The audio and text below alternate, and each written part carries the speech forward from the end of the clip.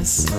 Make no mistake, we have enough love between us to start to reawake. We have enough love between us to change and understand. We have enough love. Brothers and sisters, it has been a tremendous experience for me to have been here in the Gambia these past couple of days. It is my first time here, and I'm sure it won't be my last. It already feels like a second home.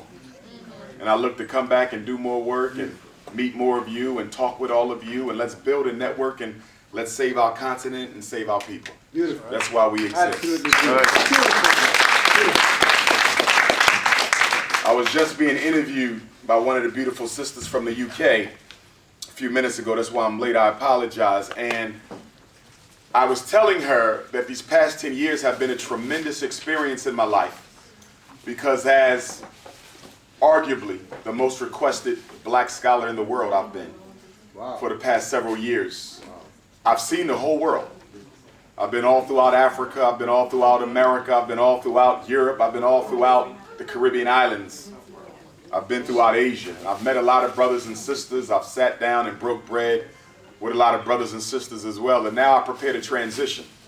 I'm preparing to transition away from the consciousness raising responsibility of my work to the institution building responsibility of my work. At some point you have to evolve and go to the next level. You know, and so as I look back, I reflect, because people won't be seeing me as much as they have been over the past decade as I move on to the next level. And I've had some wonderful times, some beautiful times. With that, tonight, I want to talk about black love a little bit. Because I see a lot of sisters here, I see a lot of brothers, I see a lot of youth, I see a lot of elders. And I see the youth in particular, and I want to talk to you all, because the ruin of a nation, so goes the African proverb, begins in the homes of its people. The ruin of a nation begins in the homes of its people. So let's talk about black male, African male, female relationships. Now, I've never been married. I have two beautiful daughters, 16 and 7. I've never been married. I will be. I have to be. Can't run a school for black boys and can't show them you can't commit to a black woman, right? That's right. So I have to be. That's part of my responsibility. I'm taking my time though. Because I'm going to tell you, these Hotep sisters will put on a fight for you.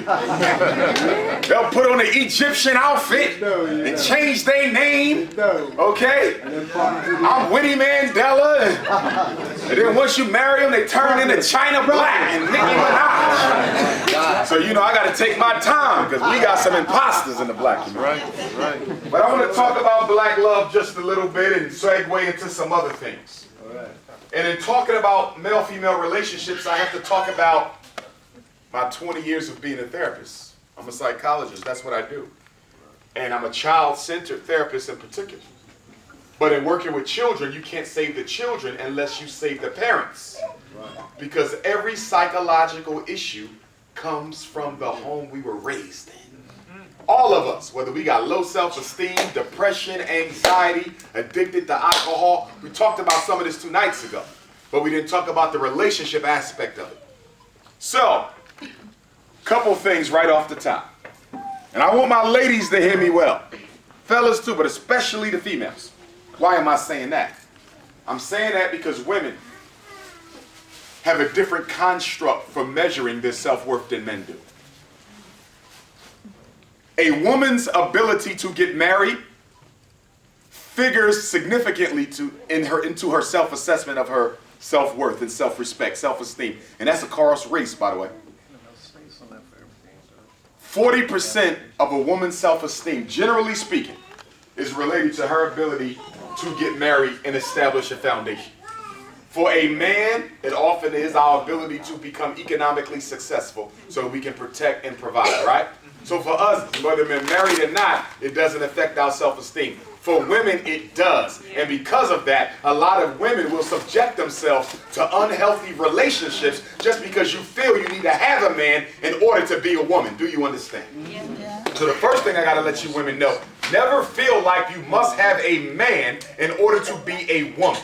I have done so many years of therapy with abused women. Why are you still in this relationship? He's beating you. He's using you. He's exploiting you. Why are you still here? Because she believes she needs a man in order to be a woman. You see?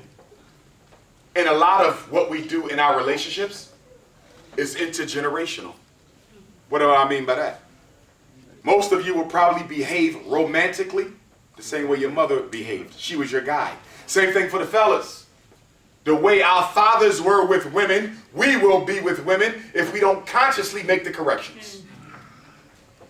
It's funny because in the Bible, they often talk about how the children are cursed for the sins of the father, right? You say, why would God punish a whole people because of what an ancestor did? But I can tell you this. I'm no Christian, but the Bible is 100% correct when it talks about the demons of the ancestor affecting the children, because psychologically, when you create a bad habit and you condition all your children with that habit, they will condition their children with that habit. And so yes, when it comes to mental illness and psychological habit, your weaknesses curse 10, 20 generations down the line you'll never even met. Because it's hard to take out of the family something that was planted into it. Are y'all following me? Yes. You planted a tree of alcoholism 100 years ago, that tree's still standing. You planted a tree, okay, of not being loyal to your wife, and that tree's still standing. Your great-grandson is just like you were. He don't even know you.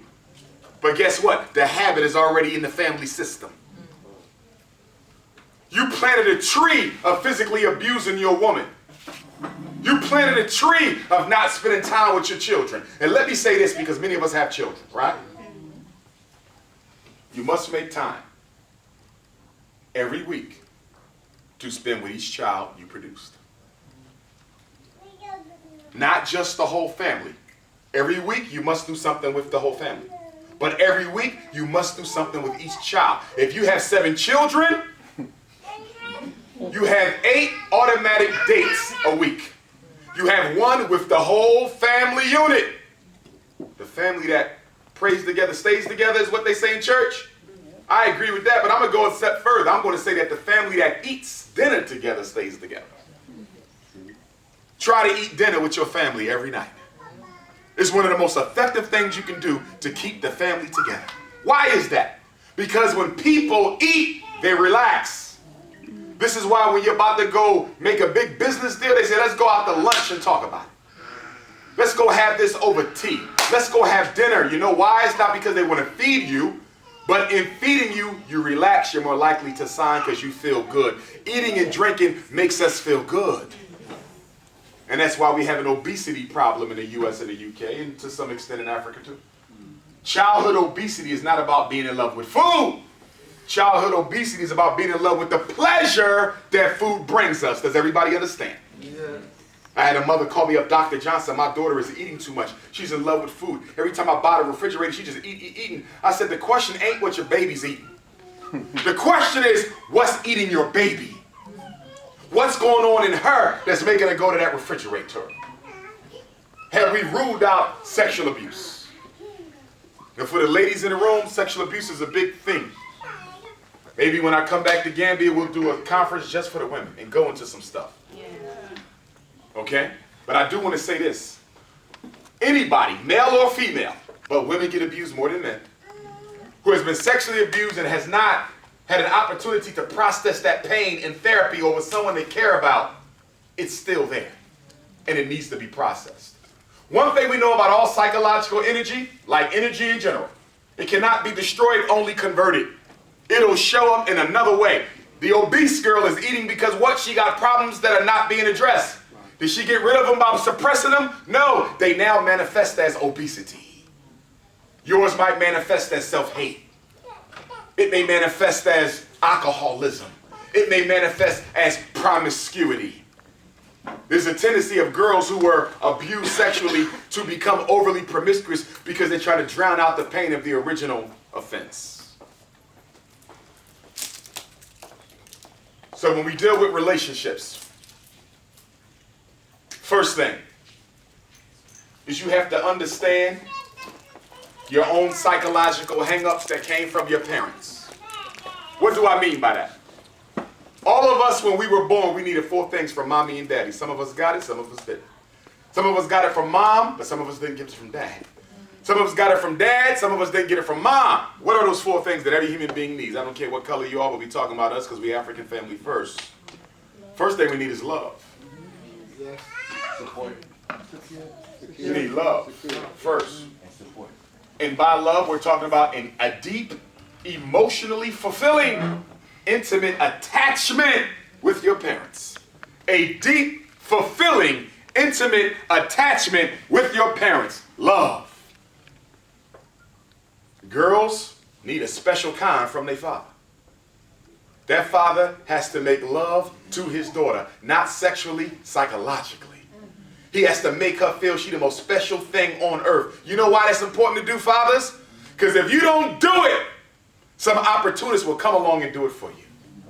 And take advantage of your baby in the meantime. A girl who ain't used to being told she's beautiful by daddy, it'll sweep her off her feet when she runs into some coon doing it in the streets. That's right. Love is critical. You know what else we need from our parents? We need time and availability. Do you know what I'm talking about? I'm talking about the son needs to see daddy at the soccer game. Mommy needs to keep her daughter dates every week. You need to be there when your children are expecting to see you. We need time and availability. But what a lot of parents do, especially successful parents, they want to spend a lot of money on the kids, but they don't want to spend a lot of time on the kids. They buy them everything as a substitution for being there. You cannot replace time. What else we need? We need reciprocity. Do you know what reciprocity is? That means give and take. Children need to grow up in a loving, giving environment where people freely take care of others because it's the right thing to do, not because you owe me something. And the 4th thing we need is trust. You gotta trust your daddy when he say, I'm picking you up after school. You gotta trust your mama when she say, if you do well, this is what you're gonna get. You got to trust your parents. And what are the 4 main things we need in a relationship? It's the same things we needed from our parents. The same things you needed from your parents you need in a relationship. I want you to see how the relationship becomes an extension of the healthy family or dysfunctional one. Are y'all following me? Yes. This is why when you date young people, all you young people, when you date, one of the most healthy psychological cultural practices of African people is that the families marry, not the individuals. That is so profound. Yes. That's the wisdom of our ancestors. You know why they said you got to marry the family? Because that man is nothing more than a print out of the dysfunctions of that family system. That girl is nothing more than a manifestation of the habits and behaviors and peculiarities of that family. You're not marrying him, you're marrying them. Which is why you should never settle down with somebody until you met both their parents. I would never marry a woman if I didn't meet her mother or father, assuming that they're still alive. And if they're not alive, I need to meet those people who substituted for them in their absence. Right. Because guess what? She might look like a queen of consciousness, but her mother might be Little Kim. And if the aunt is Little Kim, and the grandmom is Little Kim, and they twerking with high heels on, got them white ladies over there with them dogs dancing, then guess what? Is she likely to become them? Very much so. Is it a guarantee she will metamorphose into mom? No, it's not. It's not automatically true that she will become that, but it is definitely something to pay attention to. You marry the family, so why don't you study the family? Let me meet your mom. I need to meet your mom. Where your dad? Now I got to see your dad because I got to know the 2 people that made you because you're giving me your best person. See, when we date, we give each other our best person, don't we? Yep. Sister, you went out with that brother. He opened a car door for you. Tell you how beautiful you were. Rub your nasty feet after you eat. bring you roses, kiss you on the cheek. You said, oh my God, I met the love of my life. And then soon when y'all get married, he don't open the door. Never again. No more roses, no nothing. Brother, you meet a sister, she cooking dinner for you every night. Massaging your lower back every night. Good God. And then the minute y'all get married, she don't touch your back ever again. What's that about? That's because we like to be false to each other when we're trying to reel you in. And then once we got you, we show you who we really are about. So let's go back to those 4 needs. Intimacy, trust, reciprocity, and availability. If you got them from your mommy and daddy. Let's say everybody over here got enough love from your mom and enough love from your daddy. You got enough availability and time spent with you from your mom and your daddy. You was able to trust your mother and trust your father. You was able to reciprocate with mom and reciprocate with dad. That means when you get into your relationships, you're going to be healthy. Because everything you needed, you got. Your cup, as they say in church, runneth over. Your love cup runneth over. Your intimacy cup runneth over. Your reciprocity cup runneth over. Your trust and availability cup runneth over. But what if it's half empty? What if there's nothing in it at all? So over here, you all are the ones who grew up in houses where you didn't get it all. Your love cup, half. You grew up in a house where your parents hardly ever told you they loved you. There was no hugs. It was nothing but hostility.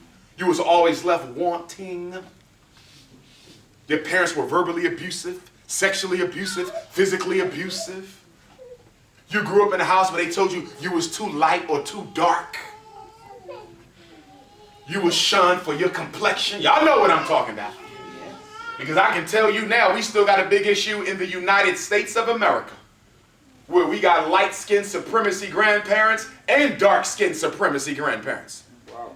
The light-skinned supremacy grandparents, they stay away from the grandkids who ain't light. Wow. They always take him, but never take them. Wow. Yeah. They too dark to be with me. Wow. So the babies grow up without enough love. They grow up with that insecurity. That's the light-skinned supremacy. But then we got dark-skinned supremacy too. We got some grandparents who say, if you ain't blue, black, purple, you got the devil in you. You can't come. So they take all the black grandkids and leave the yellow ones at home. Y'all know what I'm talking about. Letting the white man control the value we put on each other based on the shade of melanin. That ain't never who we've been about. But getting back to the point though, you didn't get that love. You didn't get that availability. Mom was too busy chasing her business. Daddy was too busy with his career. Mom was too busy with her business. Dad was too busy with his career. You was always at the babysitter. You was always at the child care worker's house. Your parents didn't have no time for you. Speaking of reciprocity, you grew up in a stingy house. You grew up in a house, if you ain't get the dinner on time, you ain't eat. You're going to look to fulfill and complete what was left undone at home. You ain't getting no love. What do we call the girls? Guys too. Who didn't get enough love from the opposite sex parent at home. And now they out here dating. You know what we call them? We call their asses thirsty. Let me drink some water. What is thirsty? You ever heard the word thirsty? You ever heard about that girl who falls in love with every boy she date? Yeah. Raise your hand if you're thirsty tonight. See, that's thirsty. That's the woman. Every guy she date, I love him. Meet somebody else, I love him too. Oh, you love him. Oh, Lord, look at his blue eyes. I love that cracker. Yes. See? And you got fellas who thirsty too. We fall in love with every woman we meet. You know what we're looking to do? We're looking to fulfill something that was left undone at home. You're not in love with him. You're in love with what you think he represents. And that's the fulfillment of the paternal love you never got. Let me explain something to y'all. Everybody in here, every human being on earth, everyone, the child you were from birth to age 17 still lives inside of you and it never dies. And that child is always seeking to fulfill what was left undone at home. Ladies, can I give you an example? You meet a guy, he's handsome, he's fine. He wants some of your cookies tonight. First date, he wants some cookies. He might want some fudge cookies. He might want some butter almond cookies. He might want some butter pecan cookies. He might want some lemon cookies. He might want some fudge cookies, but he wants some cookies. He wants a cookie. Now, the mature woman in you says what? He don't get no cookie. I just met him. I'm a lady. I'm saving this for marriage or at least for a deeper commitment, right? That's the woman in you. But guess what your little girl's saying? That little girl inside of you who never got daddy's love, she telling you, you better give his ass a cookie. Open your damn legs and get that man this cookie. And that's why you battling with yourself. You say, I don't want to. I don't want to. And the next thing you know, you slept with him, and the morning after, you mad at yourself. Why did I do that? I knew why. You know why you did it? Because the little girl in you, that little girl who never got what she needed, took over your decision-making power. And the problem with most of us is we have a very low EQ, emotional intelligence. Emotional, your ability to make decisions that are best for you despite the emotions that arise in the moment. Are y'all following me? Some of us can still make good decisions even when we got emotions bubbling. Some of us are horrible. If you've been through a lot of trauma, you got a low EQ. You don't need to be making no decisions while you're under the influence of emotions because they're likely to work against you. Same thing with us, fellas. How many times you date a woman, you knew she wasn't the one for you? She was a hot mama. Big old African booty. Lord have mercy. Big old hips. Oh, basketball breasts. Good God almighty. She walking down the street, you like, you know, she done been all around the town. You know she not wifey material. When she say, hey, Poppy, come get some Poppy. And you go on over there, next thing you know, she pregnant. You were so damn thirsty for them stale cookies that you done got that girl pregnant. Now you embarrassed and your mama's like, how you get a baby by her? And she running you around and running you down and you don't want a wife and now you looking bad in the community and it was all your fault because that little boy in you who never was valued as a child. The girls ain't like you in school. They called you ugly. And so for the first time in your life, you got a big, Serena, beautiful, voluptuous queen paying you attention. You know she ain't nothing but thottin'. But you ain't never seen nothing like her before. And that little boy in you makes you do something you know was not in your best interests. One of the best things you can do for yourself, all of us, and it's a work and it's a lifelong work, it never ends. That is the ability to control your inner child. That's right. Control your inner child. I was talking to an elder a couple days ago. She liked to go to the casino and gamble all her money away. Never wins nothing. Keep taking that same old check down to that old white cracker casino. Spending all her money. I said, Queen Mother, why do you think you keep going to the casino spending all your money when you don't get nothing out of it? He said, I don't know, Dr. Umar. I said, let me tell you why. Remember you told me about how you grew up and you never was allowed to go outside and have no fun? You grew up in a strict religious house. It was all about doing what you was told and that was it. How you felt about it was irrelevant. You know why you go to the casino? Because when you go to the casino, you feel a sense of freedom you never had in your life.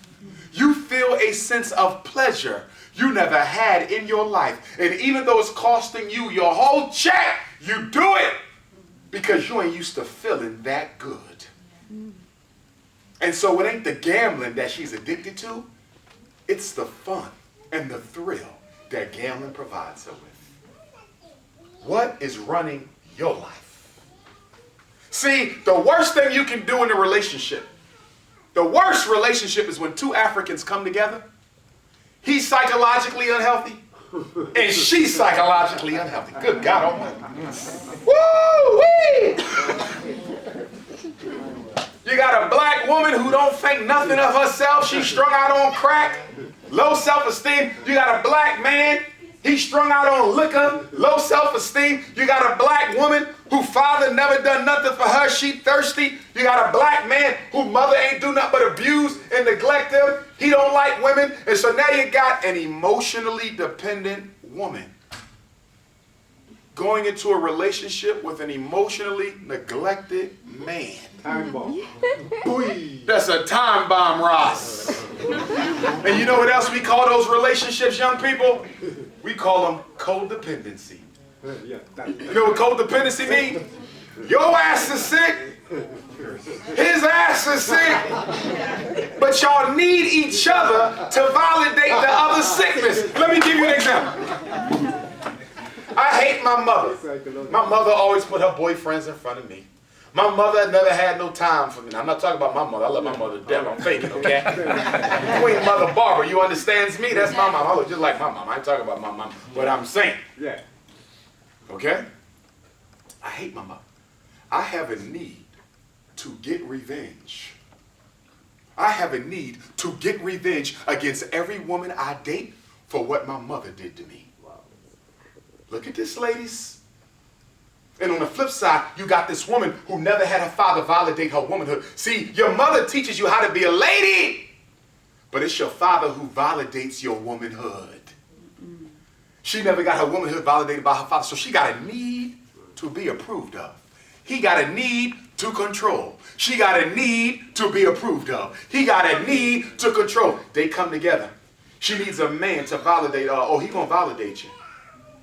He gonna beat your head in, use your money, mistreat you. He gonna validate, but he gonna be available to her. Her father never was. He available. And because he available, it don't matter how much he beats her. Right. It doesn't matter how much he mistreats her. It doesn't matter how bad he treats her children, because at least he's here. My father never was. And on the flip side, he needs a woman he can control, because he can never control his mother. Do y'all see the codependency? He needs her to be his slave. And she needs him to be her slave master. Codependency. This is what I call a marriage made in hell. Oh, yes. And young ladies, don't think because he's handsome and well-educated, he's not domestically abusive. I know some domestically abusive men I had to work with in therapy. You would think he was the best thing since sliced bread. Doctors, lawyers, three-piece suit, business owners, and get you behind closed doors and destroy you for things his mama did. You better study, people. Y'all too quick to go ahead and settle down with somebody for how they look like. You can't go off looks no more, because everybody in here gonna be ugly one day. You ain't gonna look like you look now 30 years from now. We all gonna change. Those breasts ain't gonna stay up like that. 40 years from now, they gonna start looking down. Sister, he ain't gonna have no 6-pack. He get about 40, he gonna have a 58-pack. Don't choose your partners for looks, because looks are transitory. People get burned, people get into accidents, people have health problems. If you married him or her for how she looked, what if they end up with a debilitating disease? Now what? Your model wife now has a disease that's going to misfigure her. Did you marry her for what is best? Marry for spirit, because spirit gets better, it gets stronger, it improves, it gets wiser. Not the physical. Not the physical.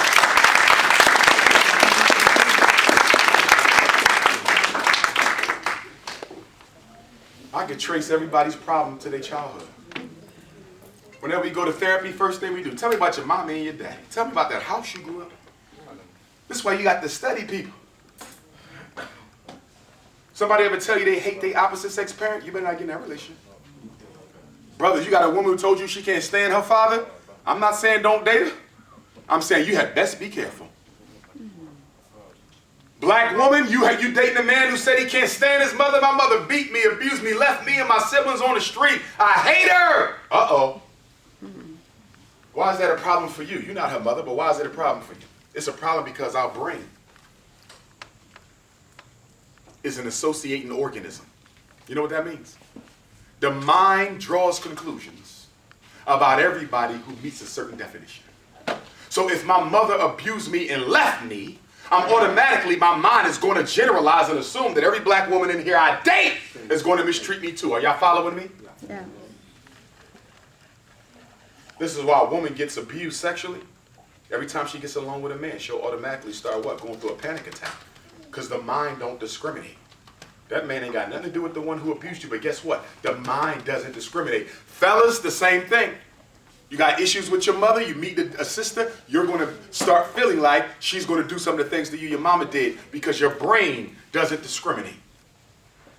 Jesus is white, the white man is white, so if Jesus is God, all white people must be God. The mind doesn't discriminate. Study people, take your time. See, here's the question. If you don't like you, why should they? Some of us don't like ourselves, but you're dating somebody, you want them to like you, and you don't like yourself. How's that going to work? Some of us can't live with ourselves, but you want somebody else to live with you. See, the reason relationships are failing is because the relationships now are not based on African empowerment. I've always told people, when I get married, I don't need my wife to love me. Because for me, marriage is what it has always been, a business contract. Right. That's it. Oh, I'm serious. You might have got married for love, but you ain't divorcing for it. You don't believe me? Go to divorce court. Go to divorce court. I promise you, you will never see a man and woman in divorce court talking about, I've been with her 20 years, I want half of my love back. Ain't nobody in divorce court looking for their love back. I want all my nights of sex back. No, you know what they in divorce court for? Bank accounts, businesses, assets, wealth, oh yeah, retirement plans. Ain't nobody divide up no damn love. Here's half your love. And that's why you have to pay attention to the economic side of marriage as much as the emotional. Ladies, I hope you're listening. Fellas, I hope you're listening. Pay attention to the economic side. And when I say economic side, I'm not talking about how much they own. That's European.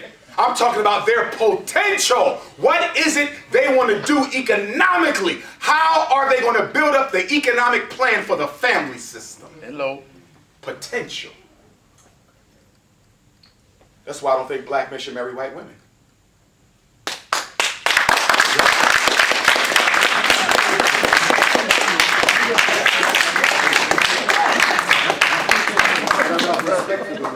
A black man with a white woman, economic devastation for the black community. Look at what Tiger Woods' wife did. One of our NFL football players, RG3. He married some old nasty looking leopard skin crocodile cracker. She wants $35,000 a month. $35,000 a month. Look at all these blacks. Scottie Pippen. His white wife is leaving him after she cheated on him. 2 times. 2 times. She want to take half his money. He damn near a billionaire. She want half the money. Whole nasty lizard skin self. Damn, they could be ugly. Lord, forgive me. Forgive me, Lord. I don't want to talk about them because I know you made them. But damn, they can be ugly. See, the black woman, because y'all got melanin and collagen in your skin, you hold together. Yes. So a 50-year-old woman will look 30. 40-year-old woman look 20. 60-year-old sister look 40. That's where they get that saying from. 30 is the new 20. 40 is the new 30. They're talking about how much the black woman's beauty stays intact as she ages, right? But for white folks, it's the total reverse. See, 30 might be the new 20 for us, but 30 is the new 100 for them. Right? They get 3 necks when they get old. Y'all see them. They be hanging, all them wrinkles, 3 lips. Kiss me at the a lot of them on that.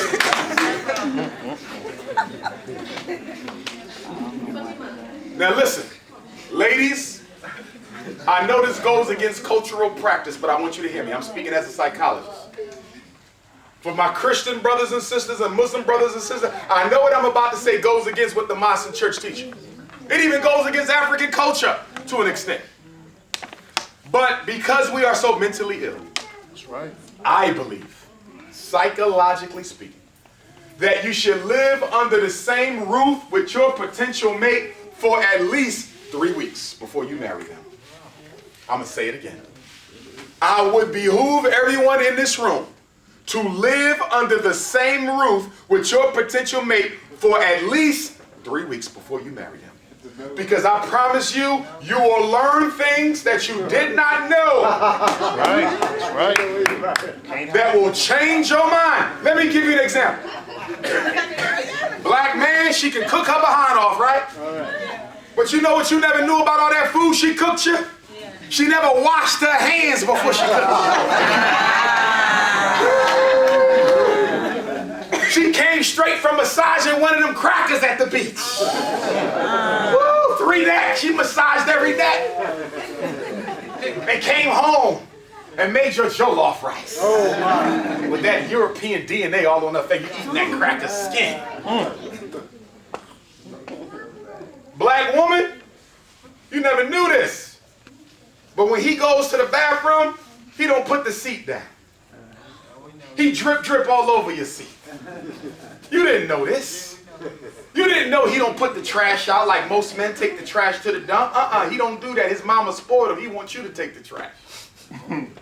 Black man, you didn't know. Even though she looks so good and smells so good, she only wash up once a month. Fine and funky. Like, girl, you ain't washed up yet. I've been here 3 weeks. She said, oh no, I'm a spiritual water connoisseur.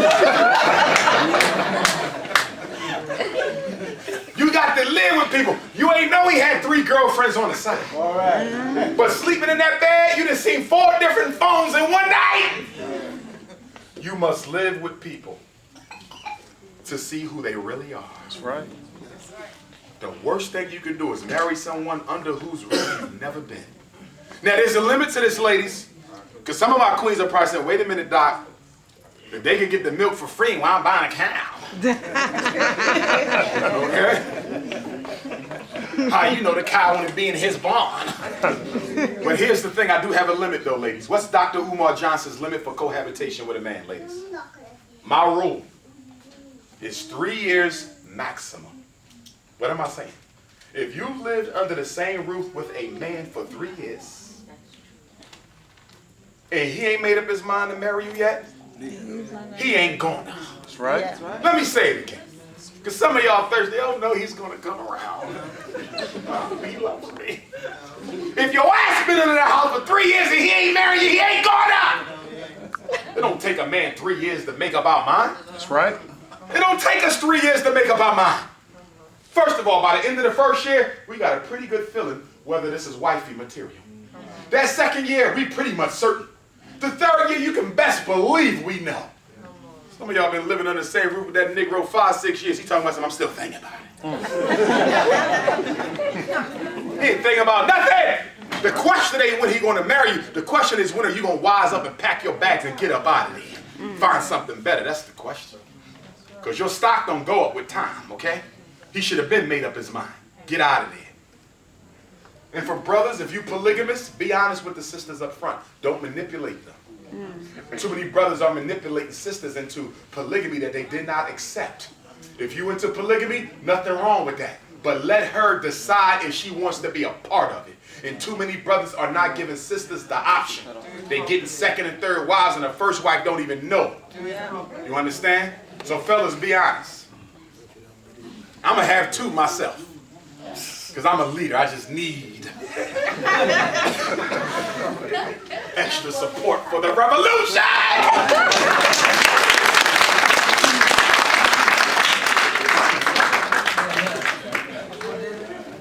And guess what else, ladies? Don't let another woman cook for your man too much. Don't let another woman cook for your man too much. Oh, yes. It is a physiological fact that a man can fall in love with a woman through her food. Oh, hell yeah. Every man in here know what I'm talking about. Every man in here dated a woman we wouldn't normally have dated until we ate them damn grits and that fish and them yams, cassava leaf, oh, it's for real. When your friend first introduced you to her, you said, nah, dog, she ain't my type. Nah, that ain't my look. And then she brought you that homemade Gambian cuisine. and you ate that, next time you saw her, you said, damn, she do look like Beyonce. Oh, food to mess with a man's head. See, that's why in our culture, what do we do for the ancestors? We give them food. Do you know why?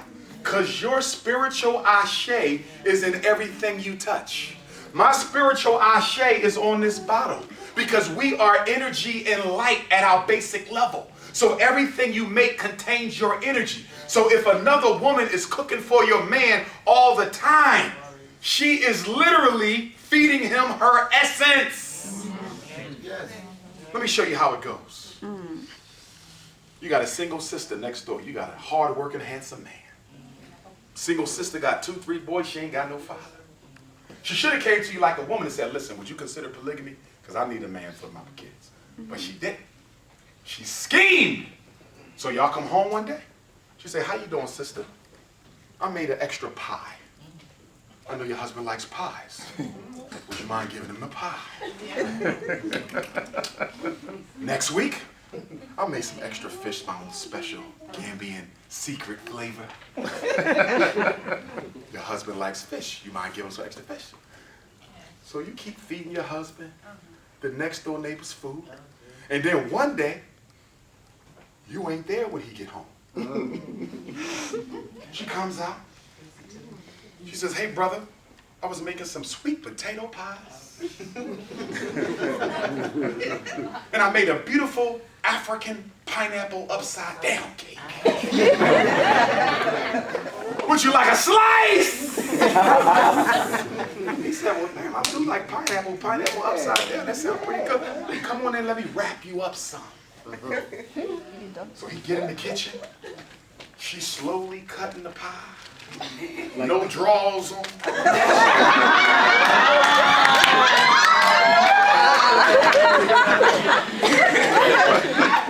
Next thing you know, he got her upside down. Upside down cake.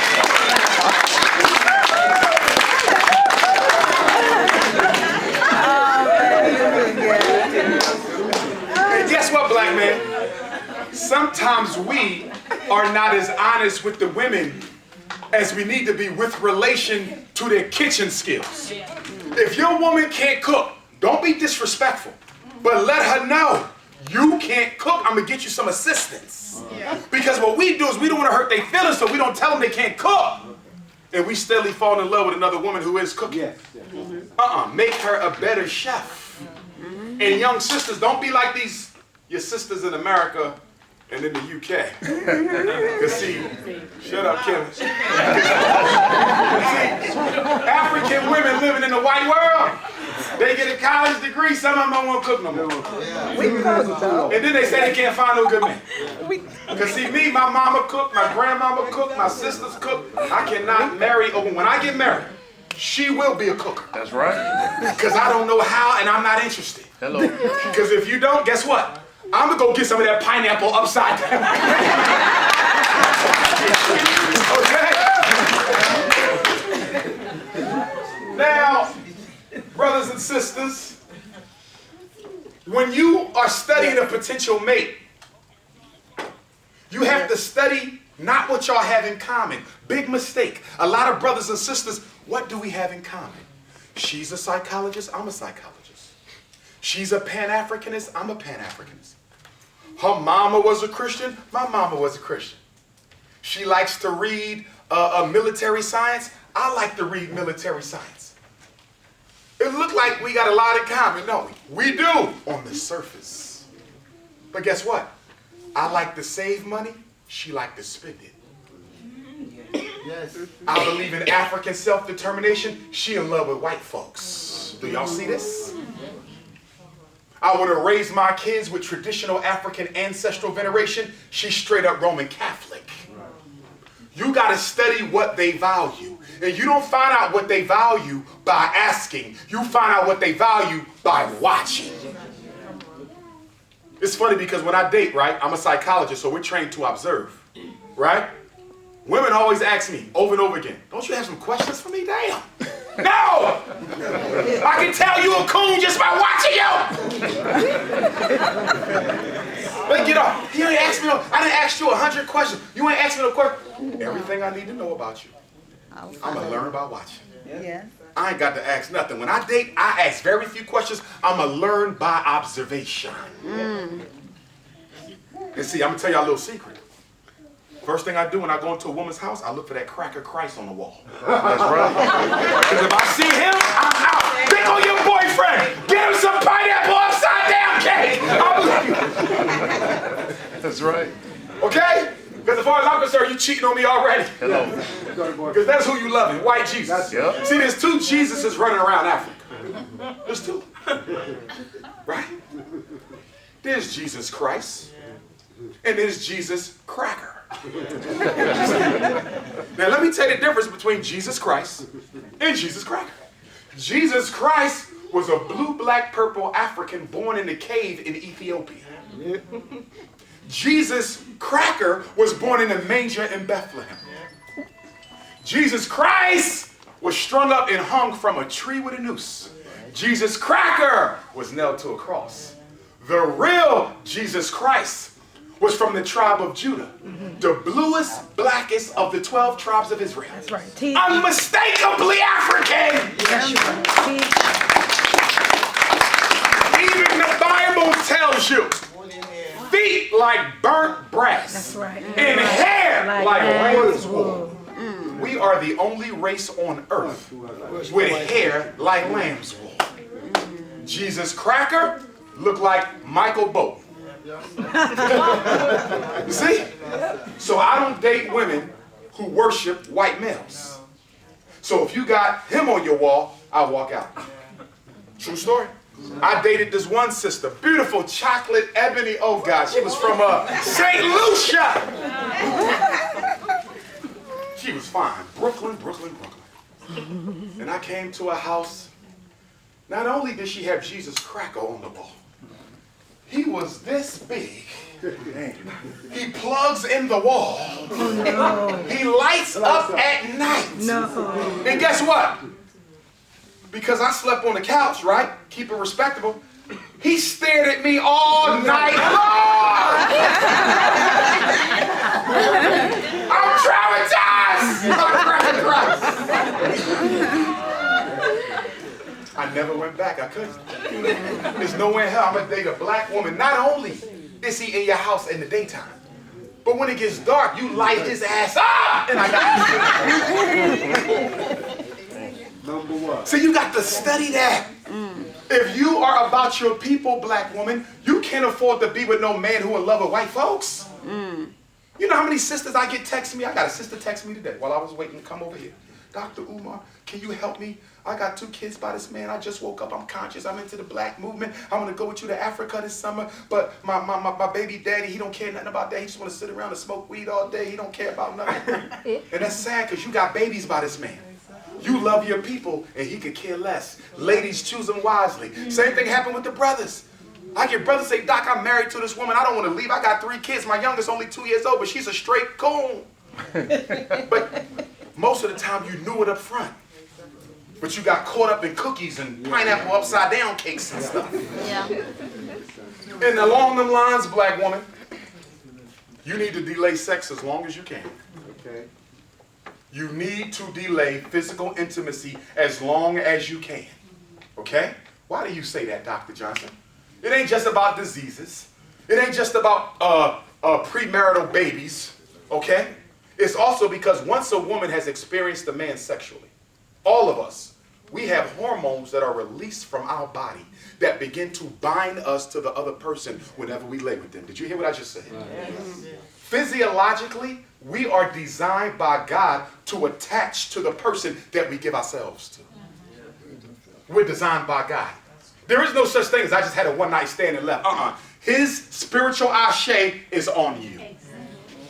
Brother, her spiritual ashe is on you. You see, there's no such thing as that. And when you've been with a man intimately, because of those hormones that begin to bind the two of you together, it affects your ability to make sound, rational decisions about his suitability as your husband. And if the sex was good, your ass is done. And y'all know what I'm talking about. Y'all know what I'm talking. All the sisters in here 30 and up know what the hell I'm talking about. You said, oh no, he don't work, he ain't got no job, he ain't conscious, he was dating all the little white nasty ladies who come here from Europe looking for black sex. Ouch. And then you finally gave him a cookie. And he crushed your cookies.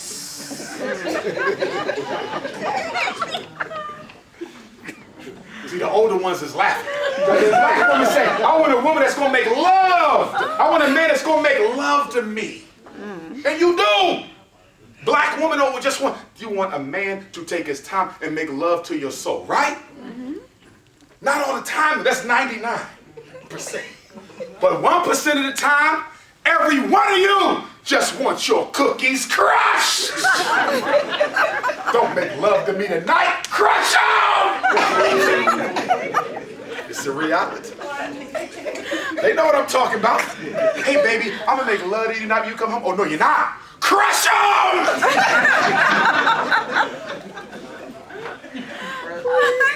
But intimacy does affect your ability to evaluate. Same thing with brothers.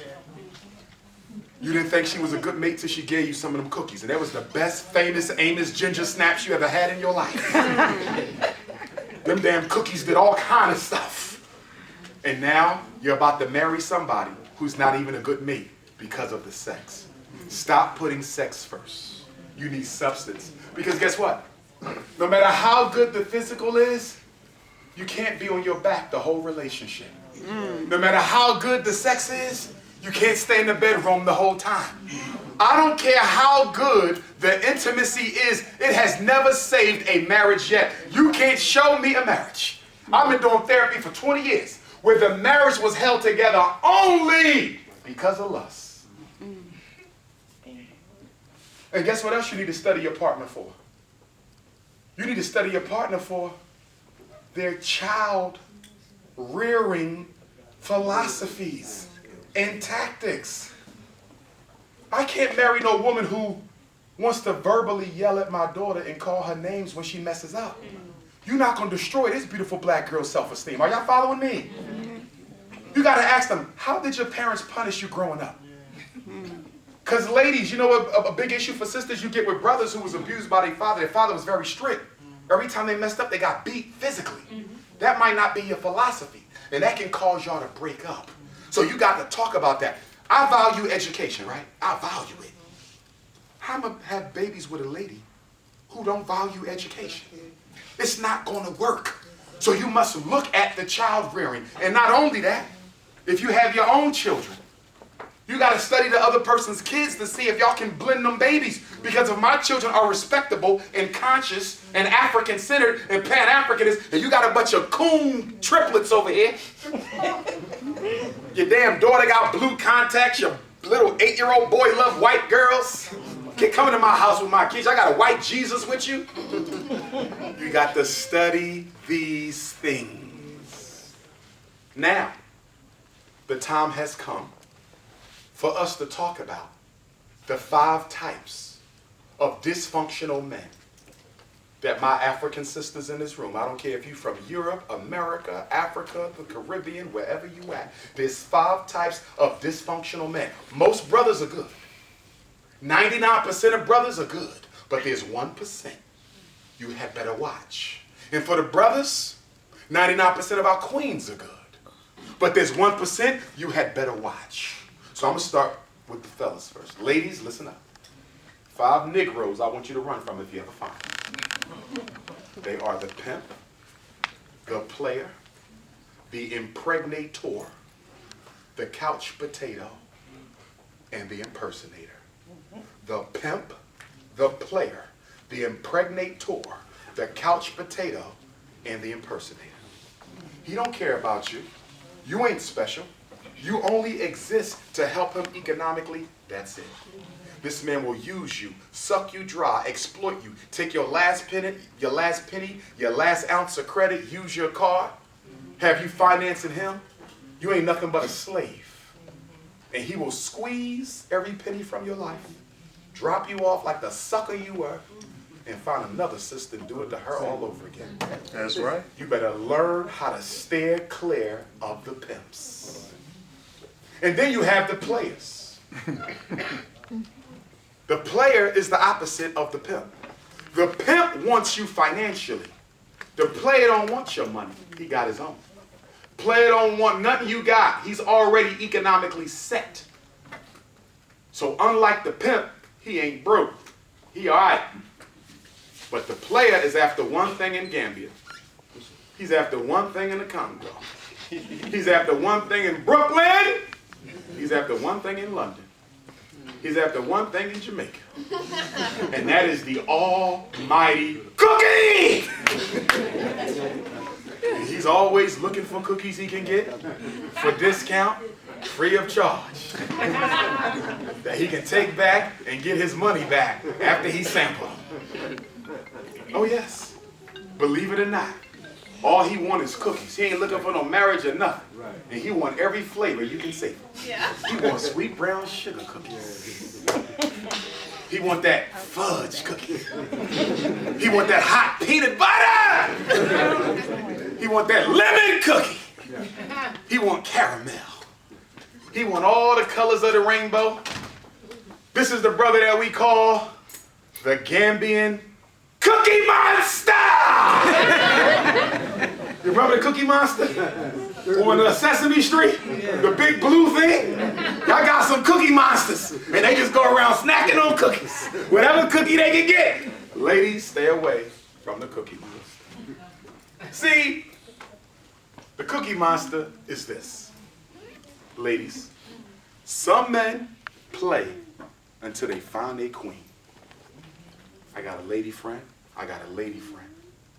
Study them. Most men. You should date more than one person, but not sexually. You ladies in here, you should date more than one person to get an experience of different types of personalities, but not sexually. But then once we find out what we want, I made up my mind. It's her. You let the rest of them go. A Cookie Monster don't do that. Cookie Monster gonna keep everybody. Cookie Monster is what we call a player for life. Some players are 30, some players are 70. Hell, some of y'all grandfathers still out there playing. He 100 years old with 8 million. Old ass Cookie Monster. Okay? All right? And then you have the impregnator. This ain't the man with a lot of kids. A lot of kids is a blessing. I wanted to have 7, I only got 2. I'm too late, I think I'm done. I'm gonna try to squeeze a big head boy out there. I gotta have a baby Ifa Tunde. Lord, give me my son. But anyhow, there are men who have a lot of kids and don't help the mothers take care of them. That's the impregnator, okay? So ladies, you got to be careful that you're just not a baby making machine for some tune without no focus and no vision, okay? And then you have the couch potato. Who's the couch potato? Lazy ass Negro. He don't want to work, he don't want to wash, he don't want to clean, he don't want to help with the kids. Oh, but he conscious. Hey sister, let me teach you the sun, moon, stars, sister. It's about African veneration, sister. Okay, baby, can you make the fruit? Nah. Can you go plant in the farm? Nah. Can you reap the harvest? Nah.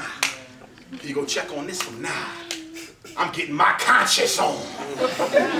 Sisters, y'all better be careful, because it's a lot of lazy ass conscious brothers. You need a man who's gonna meet you halfway. And then the last type is what? We did the pimp, the player, the impregnated, the couch potato. The last one is the impersonator. This is the brother who will lead you to think he got more going for himself than he does. Yeah. You living in Banjo, he talking about some, yeah, sister, I'm chief of security for Sean Puffy Cone. All the way from Banjo. How the hell you get to New York and back every day, you lying? I just saw you last night with that ugly white lady from London with the skelly back and no toes. So we're going to talk about the 5 types of dysfunctional men. We got to talk about the 5 types of dysfunctional females. Ladies, listen, because I might be implicating you. Fellas, who are the 5 types of female types we got to stay clear of? There is the hopeless romantic. That's it. That is not my son. He ain't my son. That ain't my son. Not only do we have the hopeless romantic, we have Miss Hot in the Pants. Not only do we have Miss Hopeless Romantic, Miss Hot in the Pants, we got the homicidal honey. Guess who else we got?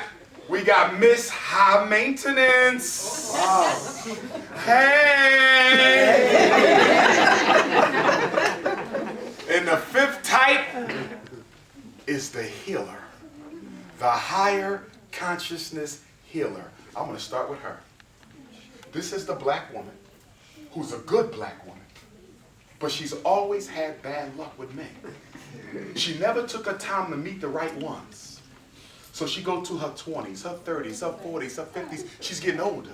And she still ain't found the type of man she needed. And she's starting to but not believe in men. She's starting to believe that she will always run into the bad type. So instead of finding the man she needs, guess what she does? She go finds a man. And she tries to turn him into what she needs. The reason we call her the healer, because she got a crystal ball that she can rub and turn Johnny the drunk into Johnny the diplomat. She'll find a Negro on the curb and say, I'm going to make him President Obama.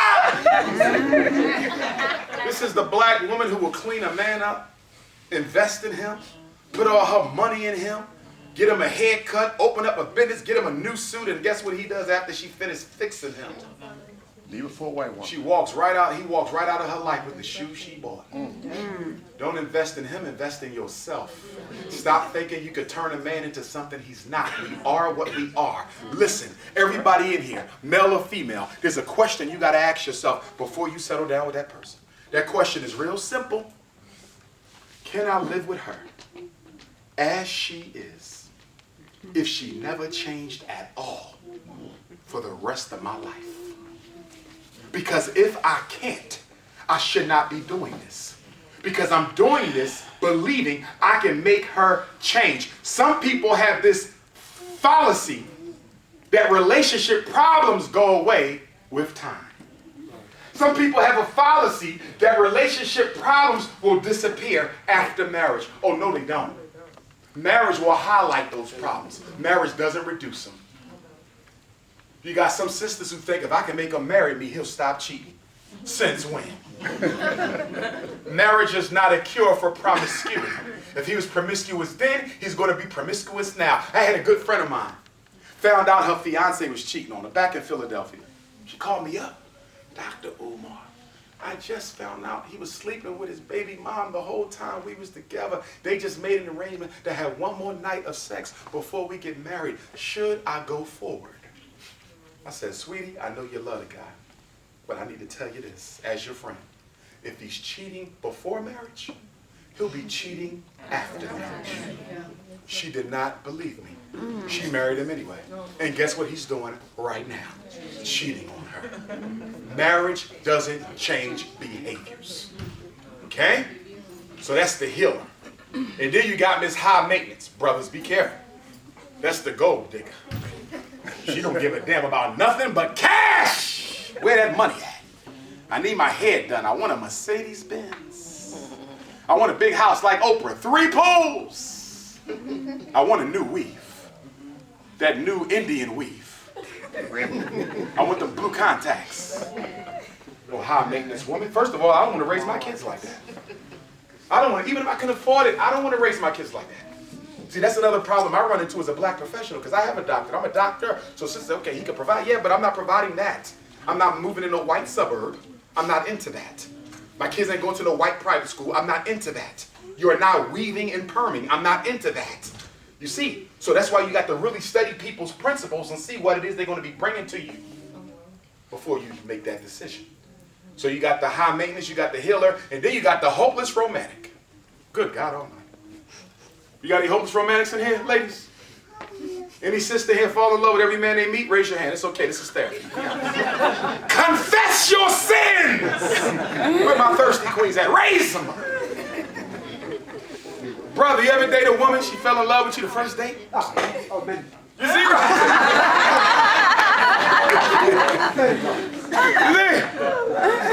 It's not normal for somebody to tell you they love you after 24 hours. Brothers, I'm going to tell you how this goes. Y'all went down to Gambia, got her a nice meal, y'all had fun, did a little dancing. You dropped her off, you on your way home. Your text messages is blowing off. 5 minutes, Bob. Your text messages is blowing off. You look at your phone, it's her with a long ass text. You say, okay, listen. She says, I know this is going to sound crazy, but I'm a deeply spiritual sister. And I can tell when my ancestors have brought me the man that I need. And I am here to tell you that you are going to be my husband for life. Damn! That's a thirsty sister. That's a hopeless romantic. And then you try to shake her. You ain't even touch her. No sex. You better not. Because you can't give them cookies back. You take a cookie from a hopeless romantic, you got to keep them cookies. You choke your ass with them cookies. You moved away to another city to get away from her. Guess what? She follows you. She go to your job. She on your Facebook, your YouTube, your Snapchat. She done put up a Beyonce profile, Nicki Minaj profile, Whitney Houston, Michelle Obama. Which one is she? She terrorized you. And brothers, this is why you should never cheat on your wife, because no woman is going to place second to a first. She will always, sooner or later, let the wife know that she exists. And brothers kill me with this. You know, you say, no, I got a wife, I'm good. Oh, I don't want to break up your marriage, brother. Listen, my husband just died. I just love the way you treat your wife. If I could just have a few hours a week with you, no sex, just to sit down and I can make you some coffee and we can just talk. I really like your spirit, brother. And then you say, okay. And the next thing you know, she gave you a cookie. And then another cookie. And then another cookie. And then one day she calls you and says, when you leaving your wife for me? You say, I never told you I was leaving my wife for you. Well, you will now. You change your phone number, change your email, and guess what? She finds your wife, and one day you come home and your side chick is sitting next to your wife. All your bags is packed, your clothes is packed, and your son is looking at you like you just a simp. And then the last is the homicidal honey. This is the domestically abusive black woman. Black man, if a woman puts her hands on you, leave her alone. Some women have been through such abusive relationships that they feel the only way they can defend and protect and make their point is to cut, slash, threaten. I don't do threatens. Woman start threatening me, I cut your pee-pee off, I'm taking you home.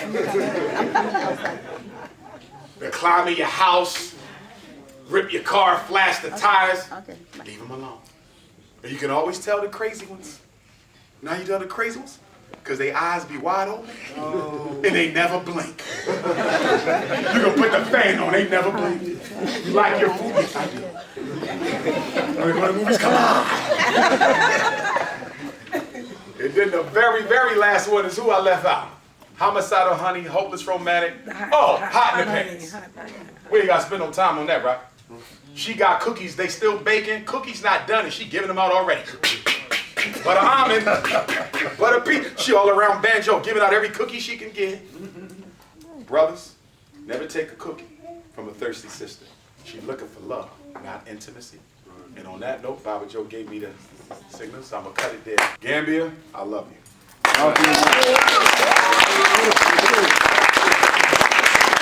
We have enough love between us to practice every day.